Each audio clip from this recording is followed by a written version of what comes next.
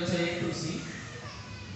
Allahu la ilaha illa huwal hayyul qayyum la ta'khudhuhu sinatun wa la nawm lahu ma fis samawati wa ma fil ardh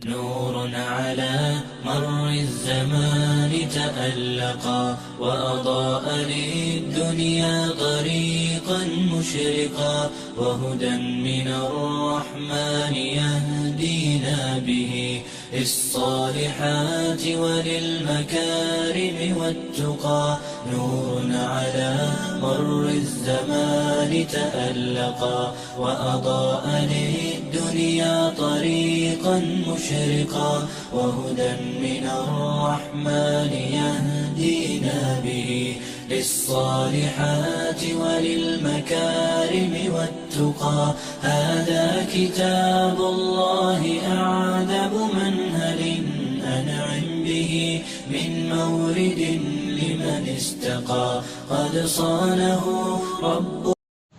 Alhamdulillahirrahmanirrahim. Wassalatu wassalamu ala asrafil anbiya wal mursalin wa ala alihi wa sahbihi ajma'in. Asyhadu an la ilaha illallah wa asyhadu anna Muhammadan abduhu wa rasuluhu la nabiyya ba'dahu. Pertama-tama marilah kita panjatkan syukur kepada Allah Subhanahu wa taala yang dengan semua nikmatnya kita masih diberikan kesempatan untuk berkumpul dalam rangka silaturahim mengikuti kegiatan pelatihan ruqyah syar'iyyah yang dilaksanakan oleh teman-teman dari Pendidikan dan Dakwah, Direktorat Pendidikan dan Dakwah. Dan insyaallah mudah-mudahan dengan kegiatan ini kita bisa meningkatkan ketakwaan kita kepada Allah Subhanahu wa taala, meningkatkan ketauhidan kita kepada Allah Subhanahu wa taala, dan insyaallah bisa menambah ilmu dari apa yang kita laksanakan hari ini. Salawat dan salam selalu kita haturkan kepada junjungan kita Nabi besar Muhammad sallallahu alaihi wasallam, dan mudah-mudahan kita termasuk umat yang selalu bisa menjalankan sunnah-sunnahnya insyaallah sampai akhir zaman. Amin ya rabbal alamin. Yang saya hormati Ustaz Hizbullah Al-Mubarak, yang saya hormati para guru-guru, para ayah dan para ibu, jamaah Masjid Al-Kausar dan sekitarnya. Jadi kegiatan ini dilaksanakan oleh teman-teman pendidikan dan dakwah dalam rangka untuk yang pertama jelas untuk beribadah kepada Allah Subhanahu wa taala.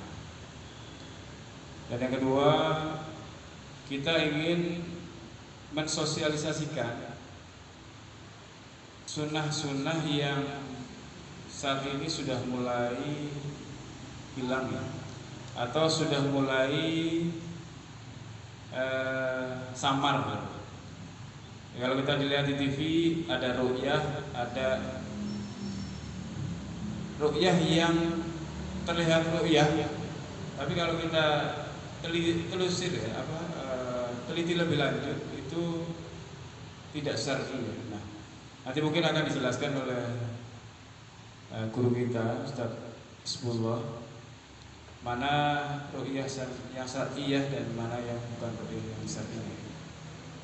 Jadi kita akan insyaallah akan banyak belajar ya.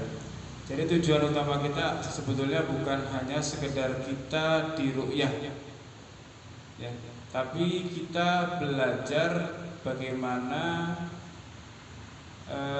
ketauhidan kita, bagaimana kita bisa mengukur ketakwaan kita kepada Allah Subhanahu wa taala.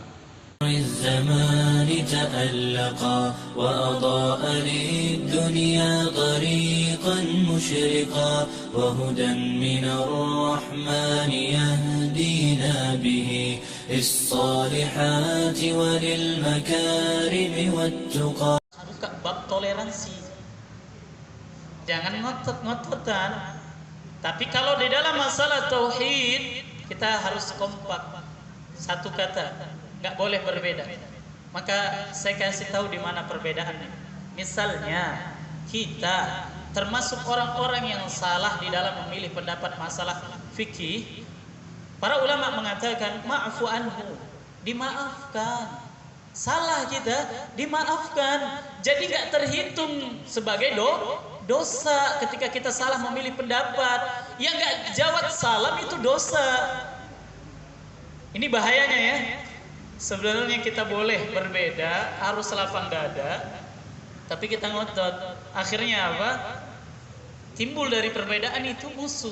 Maka bukan berarti ada orang yang beda dengan kita di dalam masalah fikih itu musuh kita, bukan. Jadi Allah nggak perintahkan kita untuk menjadikan saudara kita sebagai musuh.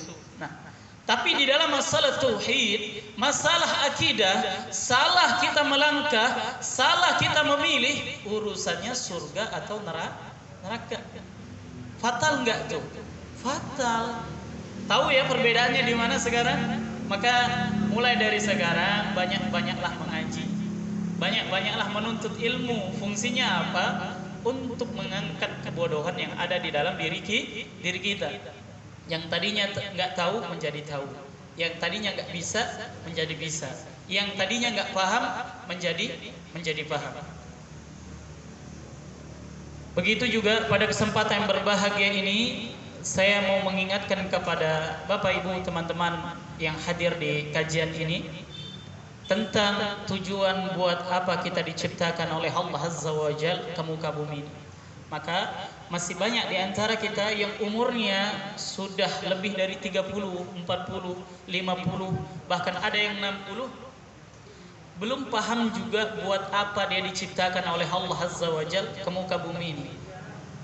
Buktinya apa? Buktinya banyak. Masih banyak orang yang melalaikan sholat 5 waktu. Nggak masalah, nggak sholat jamaah ke masjid bagi kaum laki-laki. Yang penting sholat di rumah nggak masalah. Masih banyak orang-orang yang menghabiskan waktunya dan umurnya ketika hidup di dunia untuk leha-leha saja, untuk main-main saja. Dia perbanyak waktu tidurnya, dia perbanyak waktu main-mainnya, dia perbanyak waktu senda guraunya ketika hidup di dunia, dan dia lupa dengan tujuan hidupnya. Maka dengarkan firman Allah Azza wa Jalla yang mengatakan, "Wa ma khalaqtul jinna wal insa illa liya'budun." Tidaklah aku ciptakan jin dan manusia kecuali hanya untuk beribadah kepadaku. Ini sebenarnya saudaraku, tugas utama kita, tugas pokok kita sebagai khalifah di muka bumi ini untuk membesarkan zat yang telah menciptakan diri kita. Jadi jangan banyak main-mainnya nih, ya. Jangan banyak ketawanya ketimbang nangisnya, nanti keras hatinya. Seperti apa yang disampaikan oleh Rasulullah SAW, itu yang membuat hati kita itu susah untuk menerima nasihat. Karena apa? Kebanyakan ketawa. Orang kalau kebanyakan ketawa, lalai nggak hatinya? Lalai. Ketika hatinya lalai, hatinya jauh untuk menerima ilmu. Sehingga ketika ada orang yang kasih nasihat, nggak terima dia. Nggak terima. Nah, inilah yang Rasulullah SAW kabarkan kepada kita, seandainya kalian tahu apa yang aku ketahui, maka niscaya kalian akan memperbanyak menangis daripada ketawa. Maka Rasulullah Shallallahu Alaihi Wasallam ini sayang sekali kepada umatnya.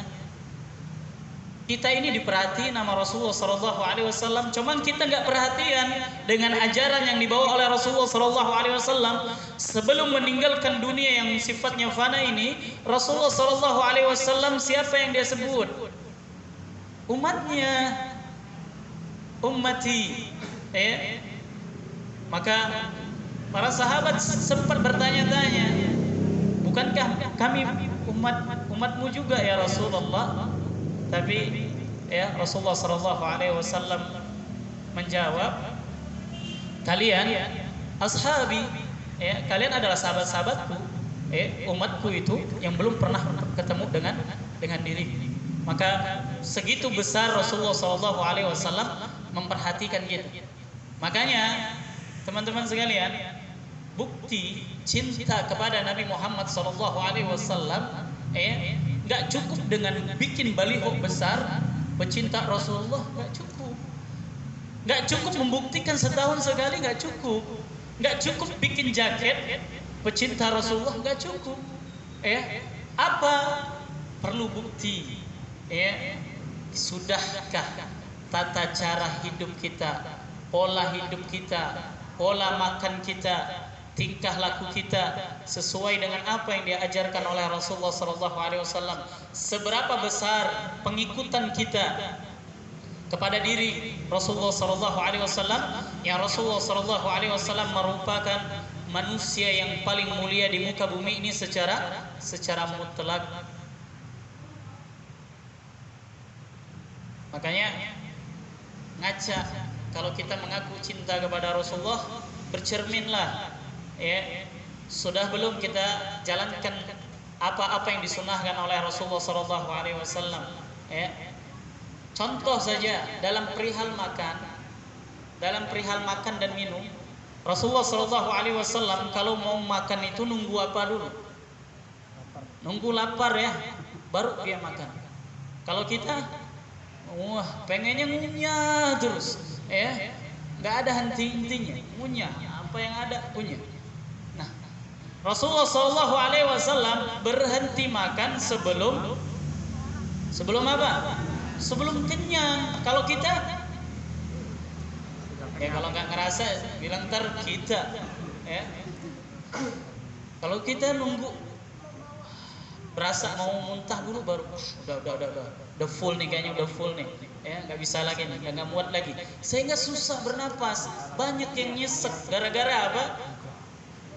Gak adil, makan minumnya banyak, dia sisain untuk napasnya sekian persen, padahal masing-masing punya hak, maka itu dulu tuh, adab makan minum saja kita belum bisa tiru diri Rasulullah Sallallahu Alaihi Wasallam, apalagi hal yang lebih besar daripada perkara makan dan minum. Maka kita harus berusaha untuk membuktikan kalau memang kita cinta kepada Rasulullah Sallallahu Alaihi Wasallam. Lihat Rasulullah Sallallahu Alaihi Wasallam sebelum tidur tuh ngapain aja, setelah tidur apa yang dilakukan. Barulah kita termasuk orang-orang yang dikatakan umatnya Rasulullah Sallallahu Alaihi Wasallam kalau kita sudah berusaha secara maksimal mengikuti sunnahnya. Baik. Maka jangan lupa dengan tujuan hidup kita ya. Karena umur kita ini gak panjang loh.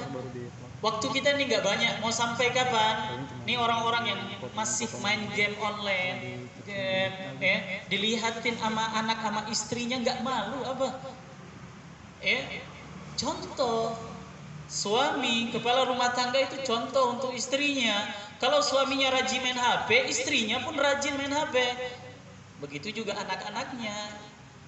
Ini banyak orang tua sekarang mengeluhkan perihal anaknya, dengan mengatakan, aduh anak saya ini candu HP. Siapa suruh kasih? Ambil HP-nya, jadi kasih. Ini enggak, dikasih HP-nya, bukannya diambil karena berebutan, dibeliin satu-satu anaknya biar anteng, biar enggak rebutan antara kakak dengan adik. Orang tuanya sendiri yang jorokin ke jurang, bukan nyelamatin anaknya dari ini. HP ini merupakan alat penghancur tercepat, Pak. Suami istri bisa berpisah dalam hitungan pekan, dalam hitungan bulan gara-gara HP. Anak sama bapak bisa bertengkar gara-gara HP ini, ya. Maka hati-hati, ya, hati-hati. Jangan sampai kita terlalu dengan kenikmatan dunia yang sifatnya fana ini.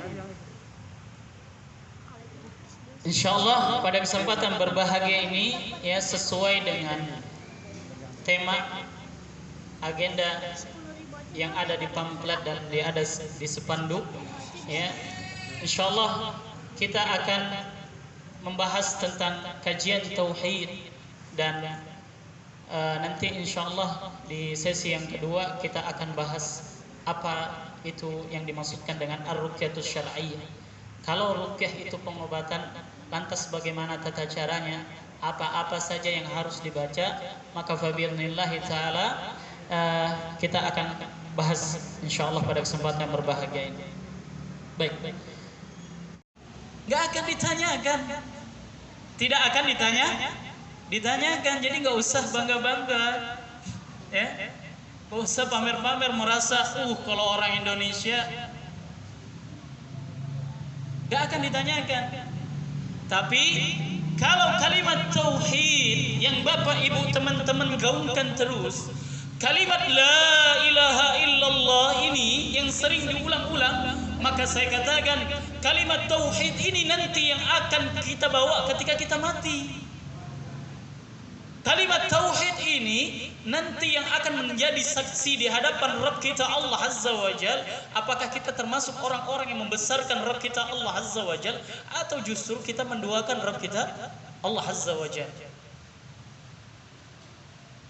Jadi tahu perbedaannya di mana? Jadi yel-yel yang sifatnya fana itu 3 liat. Jangan ikut-ikutan. Tapi kalau kalimat tauhid ini yang kita ulang-ulang, maka kita katakan kalimat tauhid ini harga mati. Makanya semboyan KRS atau Komunitas Ruqyah Syariah di logo yang terbarunya itu kita tuliskan tauhid harga mati. Ya. Kalau ada orang-orang yang kesel, ada orang-orang yang kurang senang dengan yel-yel atau kata-kata yang kami tuliskan di logo Komunitas Ruqyah Syariah, itu berarti ada masalah dengan tauhidnya. Apa masalahnya? Alergi dengan kata-kata tauhid. Maka saudara-saudaraku sekalian yang mudah-mudahan dirahmati oleh Allah Azza wa Jalla, ketahuilah tauhid ini nanti yang akan menjadi saksi di hadapan Rabb kita Allah Azza wa Jalla. Makanya disebutkan di dalam hadis yang sahih, nanti kita ini masing-masing kita ada namanya bitaqah tauhid, ada namanya kartu tauhid. Inilah nanti yang akan memberatkan timbangan kita. Kalau amalan kita merasa dikit, ya, kita merasa orang-orang yang dikit beramal ketika di dunia, nanti ada namanya bitaqah tauhid. Kartu tauhid ini nanti yang akan memberatkan timbangan seseorang. Kalau dia pernah berbuat kesyirikan, maka hilanglah semua amalan. Ya, kalau dia belum sempat bertaubat, ya, berbeda ceritanya kalau dia sempat bertaubat sebelum meninggal. Maka kartu inilah nanti yang akan menjadi pemberat ketika amalan-amalan kita dihisab, ketika amalan-amalan kita dihitung. Maka masalah tauhid ini yang seharusnya sering kita gaji, ya. Maka saya tidak mengatakan disiplin ilmu yang lain itu nggak penting-penting. Ya, belajar fikih penting nggak? Penting. Bagaimana kita mau mengetahui kaifiyat, tata cara beribadah kita kalau kita nggak belajar fikih? Ya, belajar tahsin, belajar tajwid penting nggak? Penting sekali. Ya, bagaimana kita mau membaca Al-Quran dengan benar kalau kita nggak pas mengucapin makharijul hurufnya? Makanya jangan sampai, ya, usia kita sudah nambah tua, tapi kita belum lagi pede baca Al-Quran di depan orang lain, takut ketahuan salahnya. Maka jangan malu untuk belajar, ya. Itu fungsinya yang saya sebutkan tadi. Kita hadir di kajian, hadir di majelis-majelis ilmu itu gunanya untuk mengangkat kebodohan yang ada di dalam diri kita, ya. Kalau memang ada kesalahan, nanti kita benerin. Jangan terulang lagi ke depannya. Tapi ada disiplin ilmu yang lebih penting saya katakan daripada disiplin ilmu yang saya sebutkan barusan. Apa itu? Disiplin ilmu tauhid, ilmu akidah. Makanya para ulama usul mengeluarkan sebuah kaidah, bunyinya taqdimul aham minal muhim, mendahulukan hal yang paling penting daripada hal-hal yang lebih hal-hal yang penting yang lainnya. Tadi belajar tahsin, belajar fikih, belajar bahasa Arab, penting. Kita nggak katakan nggak penting, penting. Tapi ada hal yang lebih penting daripada itu, yaitu masalah tauhid, masalah akidah. Yang tadi saya sebutkan, kalau kita salah di dalam masalah tauhid, akibatnya fatal. Maka ini yang harus kita kawal terus. Ini seharusnya yang kita jaga terus masalah tauhid kita ini. Makanya jujur, siapa di antara kita para orang tua yang pernah duduk bareng sama anaknya, bukan dengerin ceramah ustadz dari video, dari audio dudukin anak kita, sampaikan risalah tauhid seperti apa yang disampaikan oleh para anbiya dan rasul kepada anak-anak keturunan mereka, seperti apa yang diabadikan oleh Allah Azza wa Jalla di dalam Al-Quran, yang disampaikan oleh Luqman kepada anaknya dengan mengatakan apa? Ya bunai, la tusyrik billah, inna syirka la dzulmun azim.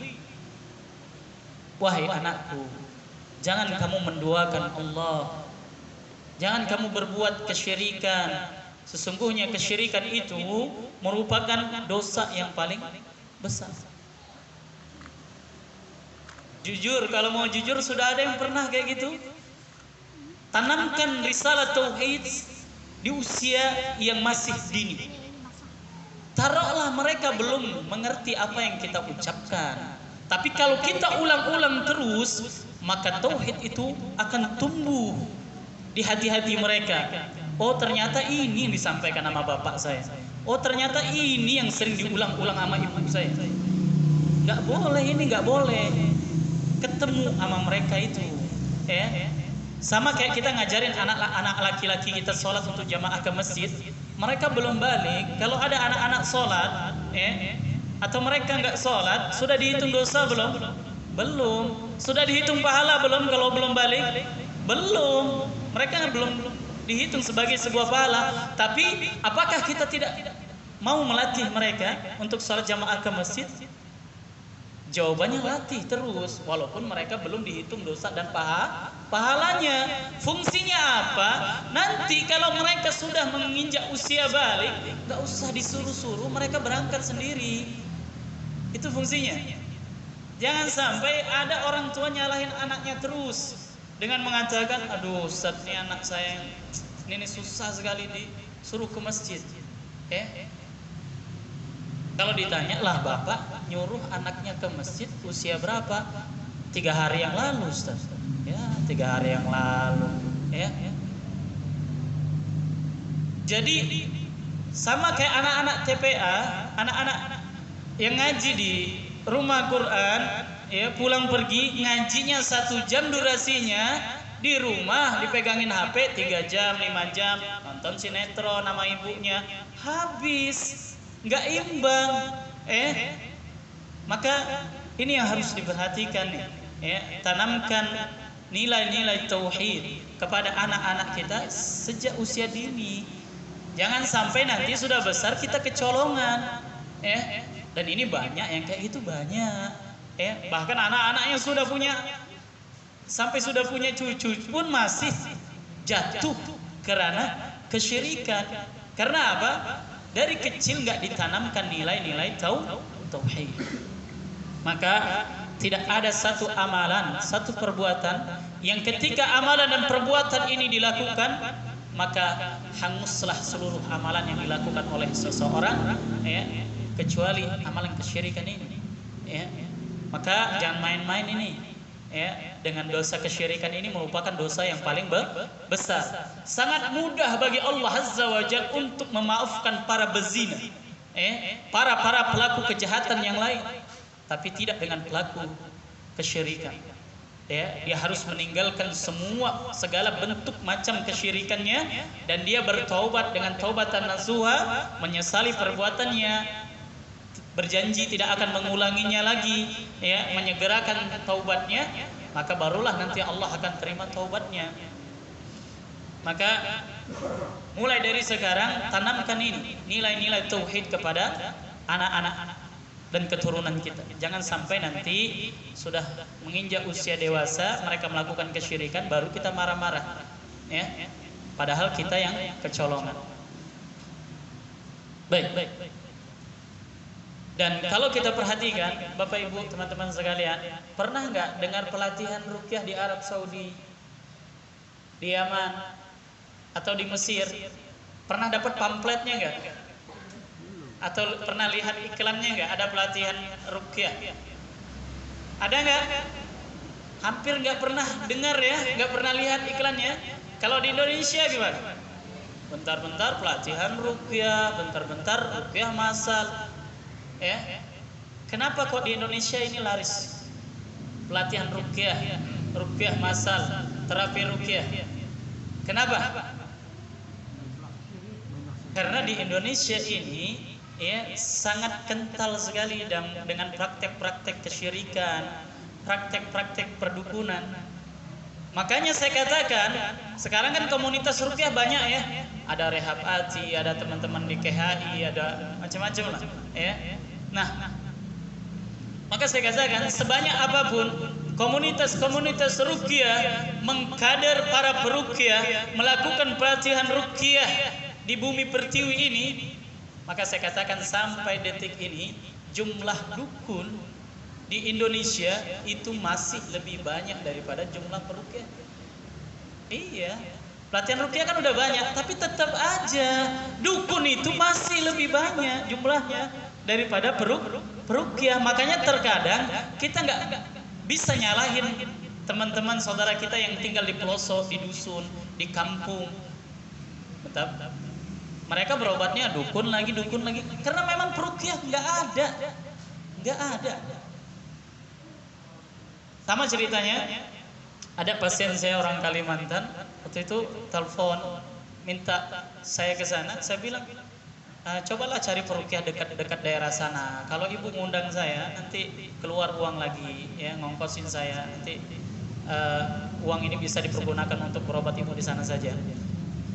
Dia bilang, wah di sini, ya, kalau dukun banyak Pak Ustaz, kalau peruqyah nggak ada. Terus terang dia bilang kayak gitu. Nah, inilah yang menyebabkan kenapa pentingnya untuk mengadakan dakwah tauhid via ruqyah syariah. Nah, kalau di Arab Saudi sana berbeda ceritanya. Para penyihir itu gampang dideteksi. Dukun-dukun itu sangat cepat sekali ditangkep-tangkepin. Karena apa? Di Arab Saudi situ ada askar khusus, ada petugas khusus, polisi khusus nangkepin para dukun, nangkepin para penyihir. Tangkep-tangkepin. Kalau di Indonesia gimana? Ya Allah, malu kita nyebutinnya. Malu kita nyebutinnya. Dipindah tugaskan sebentar, nggak polisinya, nggak tentaranya, minta pegangan. Pindah tugaskan ke daerah. Padahal kalau kita perhatikan, sudah latihan tiap hari baris berbaris, dilepas di hutan, nggak dikasih makan, ya, mereka makannya tumbuhan yang ada di situ, bahkan ular pun mereka makan di situ. Sudah berendam di lautan sehari semalam, sudah dikasih senjata pun belum cukup mereka. Karena apa? Mentalnya masih mental kerupuk. Gak ada nilai tauhid di dalam hati mereka itu. Bergantung tuh hanya kepada Allah. Apa fungsinya latihan selama ini? Makanya Dukun-dukun di Indonesia itu kalau anggota yang datang, oh udah senang aja. Mereka bukan takut ditangkap. Kalau di Saudi mungkin udah kelagapan ya. Oh razia nih, razia dukun. Ya. Nah, di Indonesia ini dukun justru dikenalkan ke anak-anak kita, dipertontonkan. Bebas nih, fitnah nih, bahaya kayak gini nih. Ya. Sehingga apa? Inilah yang terkadang disampaikan oleh Ketua DKM kita tadi, ya. Selama ini kita dari kecil ditontonin tayangan-tayangan pemburu hantu, ya. Jadi kalau nangkep hantu tuh masukin ke botol, ya, tanam sesuatu, tempel sesuatu. Dan cara itu sebenarnya nggak boleh. Nah, kita dari kecil dikasih tontonan kayak gitu, sehingga ketika dikenalkan dengan pengobatan ar-ruqyatus syar'iyyah, pengobatan ruqyah yang sesuai dengan syariat Islam, merasa risih, aneh, dengan mengatakan, kok gini caranya ya, nggak kayak yang di TV-TV itu loh, ya, kok nggak ada kasih kita sesuatu ya, apalah, kertas lah, kain lah, tempel, tanam, ikat di pinggang, kok nggak kasih kayak gitu ya. Sehingga ketika dikenakan dengan pengobatan yang benar, malah curiga, ketakutan. Karena apa? Dari kecil, dari dulu sudah didoktrin, sudah dikasih tontonan-tontonan yang merusak. Sehingga ketika dikenalkan dengan pengobatan yang benar, merasa aneh. Ya, kok nggak kayak itu ya, kok nggak kayak itu ya, kok nggak kayak orang pada umumnya ya, itu masalah, ya. Maka inilah yang menjadi jawaban kenapa ya di Arab Saudi, ya, di Yaman, di Mesir, ya nggak jarang terdengar pelatihan ruqyah. Karena apa? Mereka punya ya perangkat tersendiri, punya pasukan tersendiri yang nangkepin para dukun dan penyihir.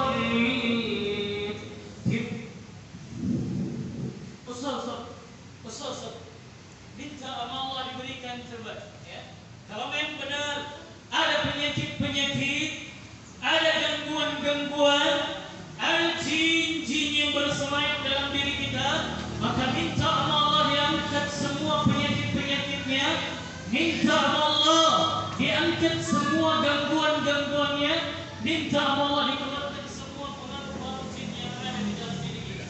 Usahakan terus sampai ujung kaki. Minta sama Allah diberikan yang terbaik.